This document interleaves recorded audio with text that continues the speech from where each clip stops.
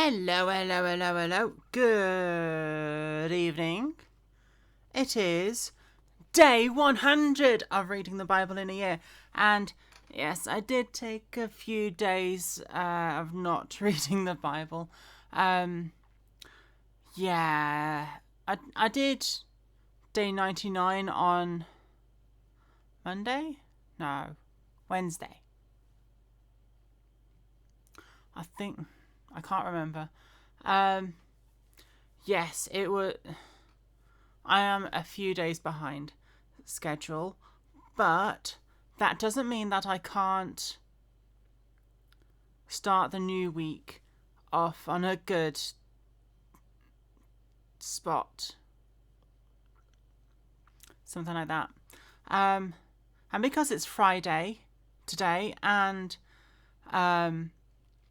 because today is also day 100 of reading the Bible in a year, I'm just going to start the new week on Monday.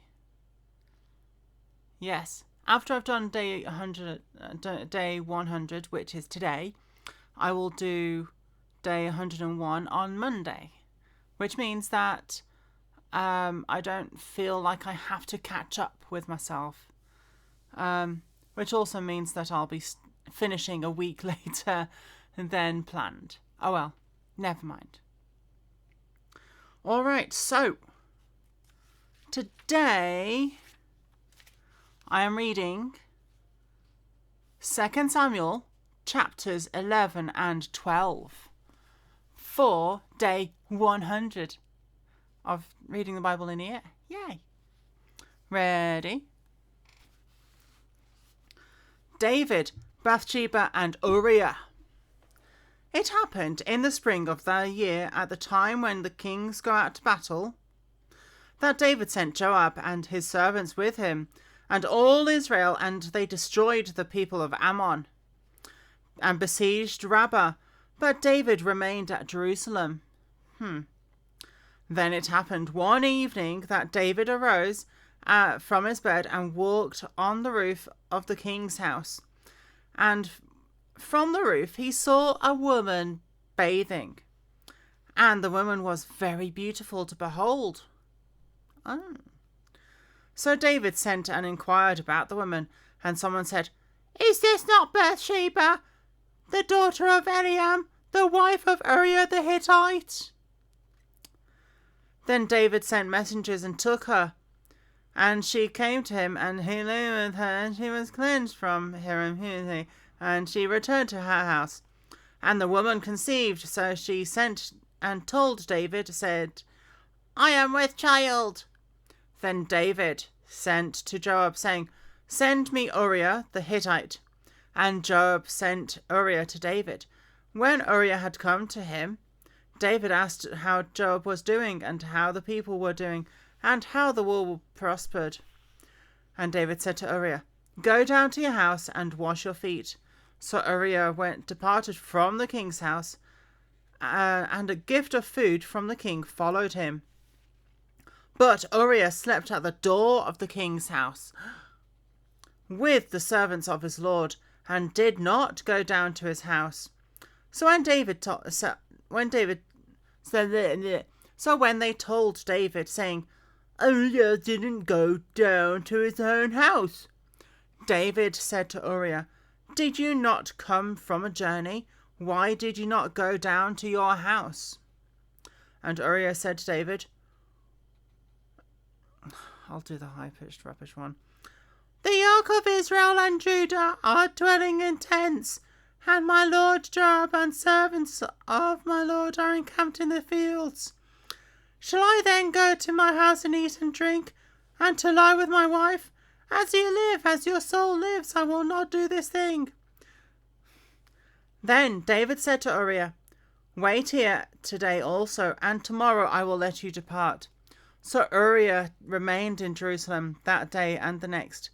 Now when David called to him, he ate and drank before him, and made him very drunk. At evening he went out to lie on his bed with the servants of his lord, but he did not go to his house. In the morning it happened that David wrote a letter to Joab and sent it by the hand of Uriah. And he wrote in the letter, saying, "Set Uriah in the forefront of the hottest battle, and retreat from him, that he may be struck down and die."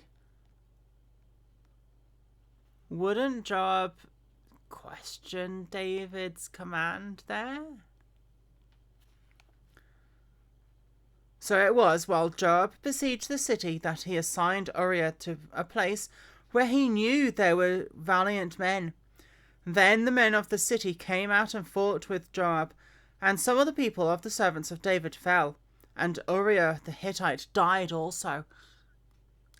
Then Joab sent and told David all the things concerning the war, and charged the messenger, saying, "When you have finished telling the matters of the war to the king, if it happens that the king's wrath rises, and he says to you, 'Why did you approach so near to the city when you fought? Did you not know that they would shoot from the wall? Who struck Abimelech the son of Jerubbesheth? Was it not a woman who cast a piece of millstone on him from the wall, so that he died in Thebez? Why did you go near the wall? Then you shall say your servant Uriah the Hittite is dead also."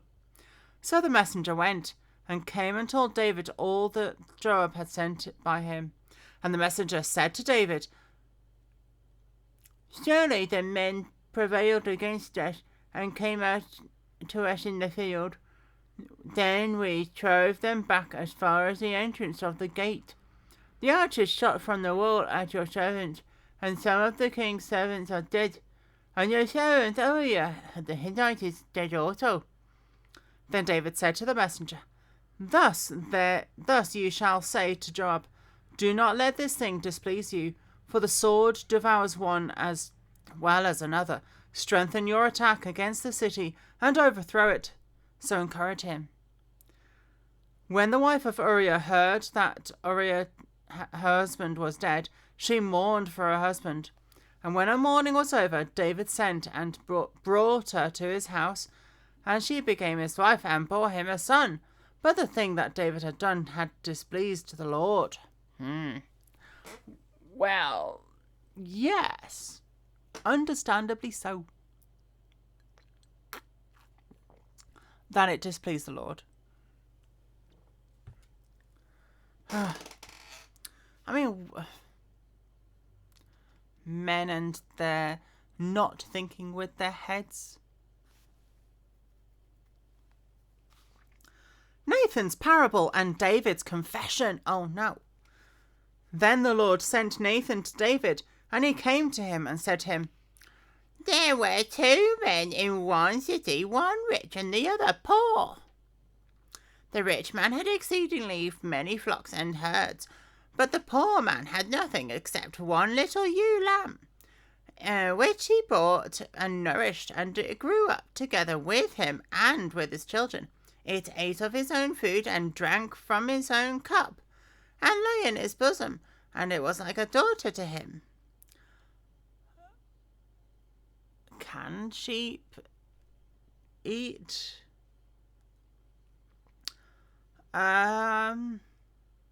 human food? I don't know.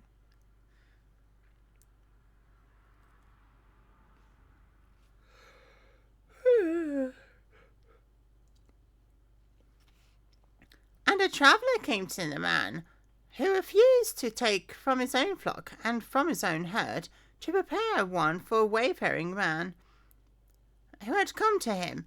But he took the poor man's lamb and prepared it for the man who had come to him. So David's anger was greatly aroused against the man, and he said to Nathan, "As the Lord lives, the man who has done this shall surely die, and he shall restore fourfold for the lamb, because he did this thing, and because he had no pity." Then Nathan said to David, "You are the man! Ha! Thus says the Lord God of Israel, I anointed you king over Israel, and I delivered you from the hand of Saul. I gave you your master's house and your master's wives in your keeping, and gave you the house of Israel and Judah. And if that had been too little, I also would have given you much more. Why have you despised the commandment of the Lord, to do evil in his sight? You have killed Uriah the Hittite with the sword, and you have taken his wife to be your wife, and have killed him with the sword of the people of Ammon. Now therefore the sword shall never depart from your house, because you have despised me, and have taken the wife of Uriah the Hittite to be your wife. Thus says the Lord, Behold, I will raise up adversary against you from your own house, and I will take your wives from before your eyes, and give them to your neighbour, and he shall lie with your wives in the sight of the sun. For you did it secretly, but I will do this thing before all Israel before the sun.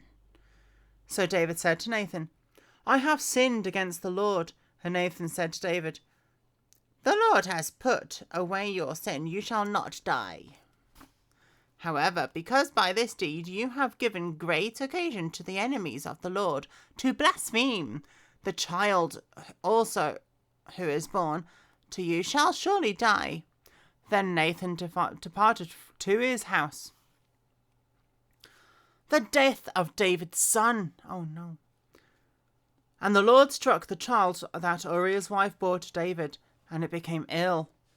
David therefore pleaded with God for the child, and David fasted and went in and lay all night on the ground.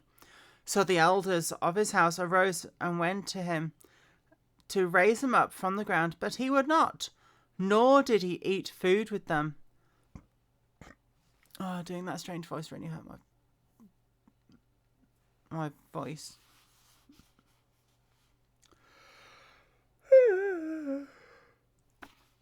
Then on the seventh day it came to pass that the child died, and the servants of David were afraid to tell him that the child was dead.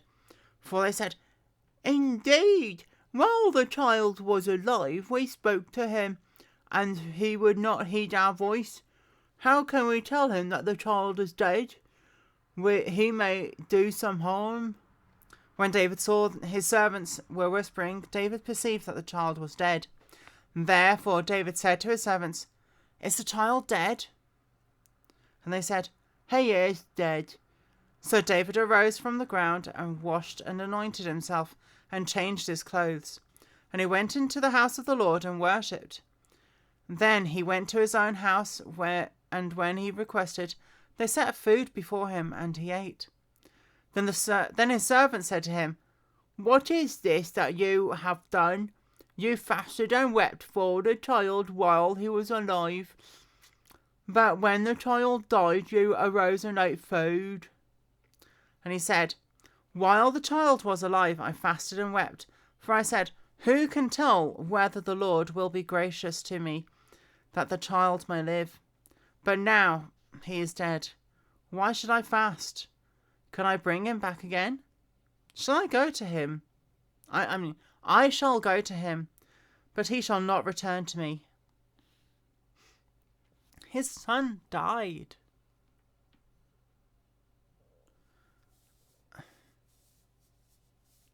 Solomon is born.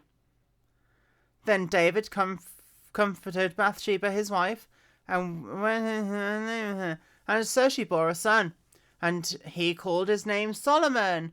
Now the Lord loved him. And he sent word by the hand of Nathan the prophet. So he called his name Jedediah, because of the Lord.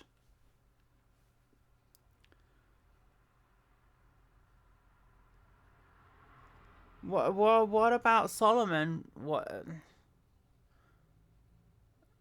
Jedediah is not the same as Solomon. I don't know.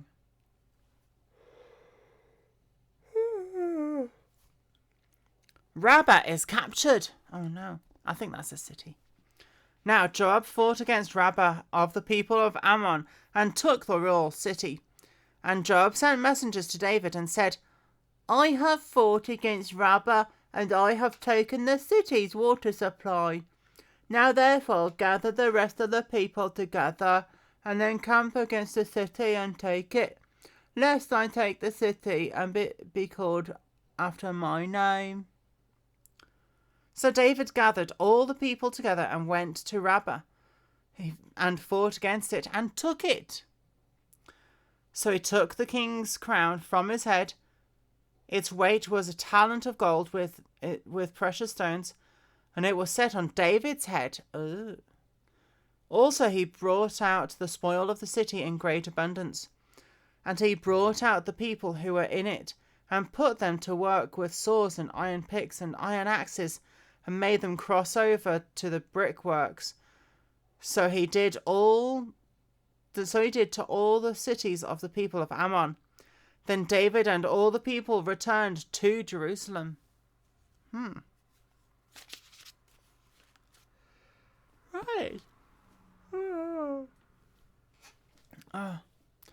Doing that really strained voice hurts now.